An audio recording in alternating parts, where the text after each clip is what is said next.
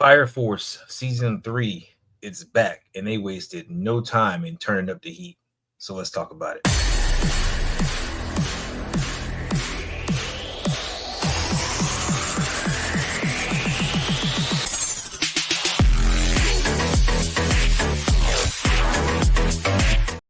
All right, welcome back, you variant. So look, Fire Force season 3. I love the Fire Force series. My son got me into it, and yeah, this is a really good anime for me, being a former firefighter. So I like to see this and all the cool take they do on it with anime.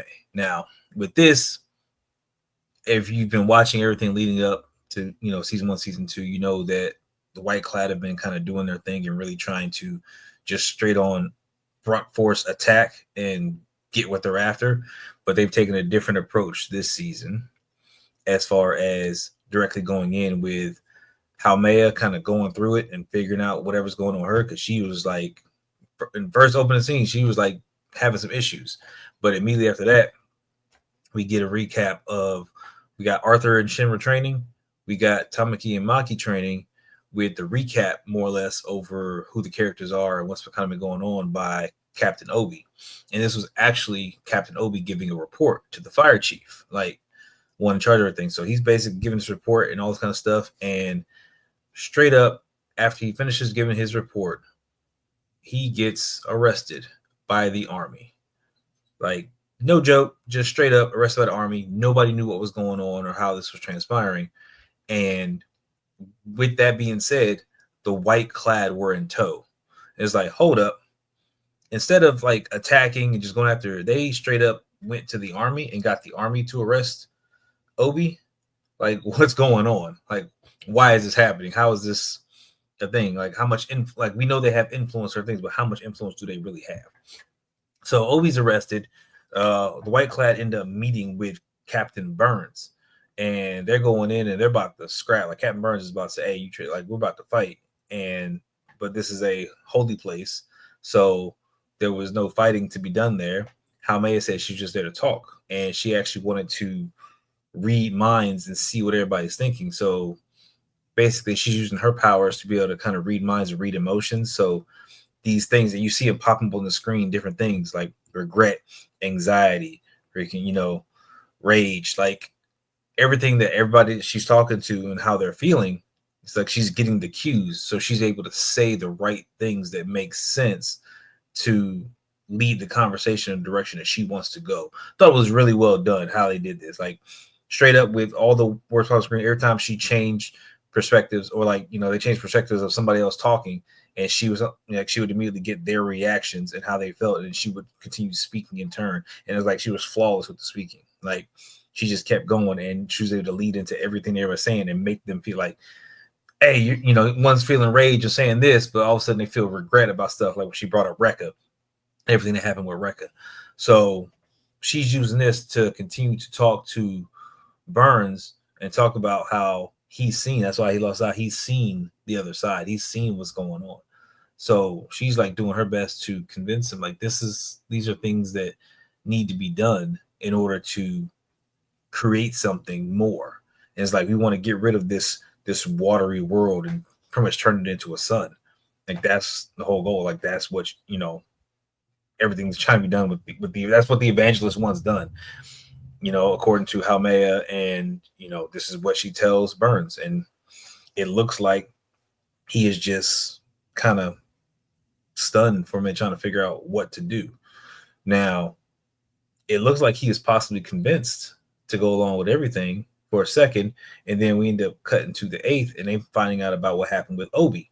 Like, he's arrested. Like, what happened? What's going on? So, of course, Shinra's first one, like, yo, let's go. Like, we need to, I'll give myself up to get Obi back. And Lieutenant's like, nah, it's not going to happen. He's like, we're going to figure this out. Stuff's going to be done. But what needs to happen is, I'm going to go, because the army's going to come here. They are going to be here at some point in time and probably take over the station and figure out whatever's going on. The lieutenant said straight up, I am going to go and rescue Obi. Like, there is no doubt in my mind, I will be labeled a traitor, like I said. So Hina was straight up, he's that dude. So he's like, I'm going to go do it. I'm going to go figure it out. Shinra's in on it. Arthur is in on it. And everybody starts to trickle in. It's like, yeah, don't say nothing to me. Like, I'm in. Like, there is no question. We're family. We're gonna take care of each other. That's what it's about. Vulcan, again, everybody's in on it. So that except for one, Victor. Victor's the only one, but Victor makes a very convincing point. It's like we know the army's going to come for them. It's going to, come in and just kind of take over everything. But they're going up against the entire Tokyo Empire, and he knew this would come with them wanting to find out what's going on with the Adola burst and the links between everything. So Victor knew this was coming eventually. That they're going to be against the world, so to speak, and they'll have to figure it out. Now, whether he's actually with them or not, because Victor's allegiances are always kind of, you're not sure where he's going because he's that kind of crazy character, which I think he's done really well. But this can go either way. And I think Victor, as crazy as he is, he's along for the ride within reason. Like, he's along for the ride for a very particular purpose. What his particular purpose is, we don't know, but we do know that he's a man of science and he wants to learn a lot. He gets real excited about this stuff. So whether it be a selfish gain or, he's working for someone else, like all this stuff is kind of playing a factor. Now I'm going to have to go back and rewatch season 1, season 2, and I'll blast through them over the next week just to make sure that I didn't miss anything. But this is kind of where it's leading up to. We end up getting the end credits, and after the end credits, we end up seeing Burns was the one that facilitated Obi's capture. So the entire conversation with Burns that actually happened before we saw what happened with Obi. So again, a little misdirect, but freaking, I like the way it was done. So he's the one, and that's how they got the army on board. He's the one who kind of helped set up everything for Obi to be captured. It looks like he's being imprisoned, and Burns specifically said that he plans to do everything, and he's doing the whole the symbol and everything. Like, he's planning to take an insect and put it inside Obi. Straight up, he's finna freaking put one in him, and that's gonna be a problem because it looks like the crew ain't got a lot of time. We don't know when this is going to happen, what the purpose of it is, but we know Haumea is using Obi as bait to draw out the fourth pillar, to draw out Shinra to come to them so they can capture and do whatever they need to do. So next episode, it should get wild because we should figure out more about what's going on with Obi's situation. And then I don't know if the rescue is going to take place in the next episode, or if they're going to try and do it, or like the 3rd or 4th episode. But either way, this looks to be the final season, and they keep on track with 24 episodes, like they've been doing with the other seasons like that. This is shaping up to be a really, really good season. So I'm excited for this. I can't wait to see what happens. By all means, tell me what your thoughts. I want to know in the comments below. So make sure you hit that love the rest subscribe button. We appreciate each and every one of you. And again, Fire Force is near and dear to me, so I'm excited to see what happens with this. And we've got Vigilantes on the way with My Hero Academia. To point, probably some Windbreaker season 2.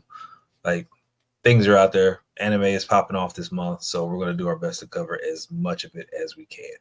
So until then, I will catch you guys in the next one.